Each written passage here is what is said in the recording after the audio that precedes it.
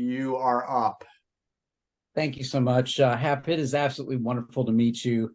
And there's a couple of us on the line here who, Jack, you grew up or was raised in Spokane. I was stationed in Spokane twice, and I would go back in a heartbeat. And if Charlie Wolf gives you any problems at the Spokane TEDx, you let me know, because he's a good friend of mine out there. So you're going to do fantastic.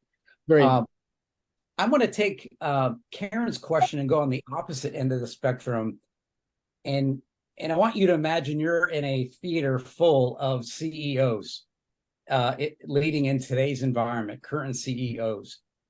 What would you tell them as far as leadership advice or skills that they need to either double down on or invest in themselves to lead effectively today?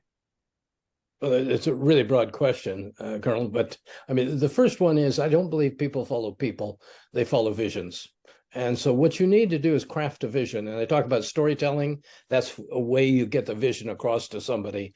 Don't do it just because there's hierarchy there. And you know, if you're in the military, you know, if you're the general dictates to the colonels and the colonels do whatever, the admiral's doing that.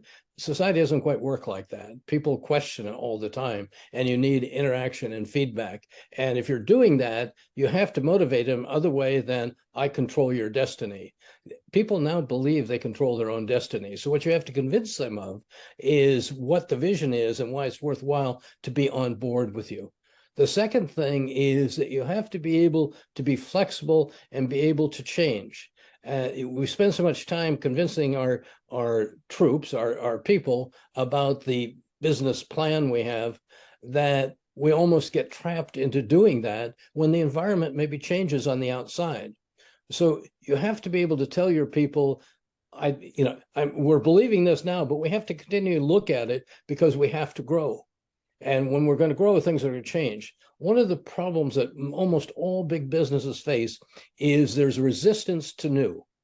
And even though there's a lot of R&D that's developed, it seldom gets to the marketplace because of the internal resistance to adopting or jumping into something new. That, in theory, large companies should always beat entrepreneurs, but entrepreneurs win because of the internal tension. Just one idea or one example of that is that when you're doing really well with a business, you should steal money from that to be able to invest in new ideas.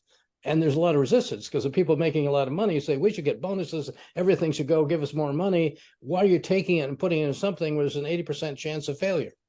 And you have to convince them that in those ideas, we're going to have some that are going to be the future of the company tomorrow. Example of that is Kodak. In 1998, Kodak had 177,000 employees. Some of the brilliant minds that existed there, great R&D. In fact, they happen to have most of the digital patents that exist. They made so much money on photo processing that the digital patents were put on the back shelf and they didn't change. Today, Kodak has 2 employees and they're collecting royalties on the digital patents that they had. A company has to do that. So if you're going to be a great leader, you have to recommend to everybody that we look at everything we do, throw away some of the things that aren't working, and invest in some new things that are uncertain, but we think there's a probability of success. No, thank you, sir. Incredible advice. Hap, we had one more person raise their hand. Can we sneak in one more question? Sure.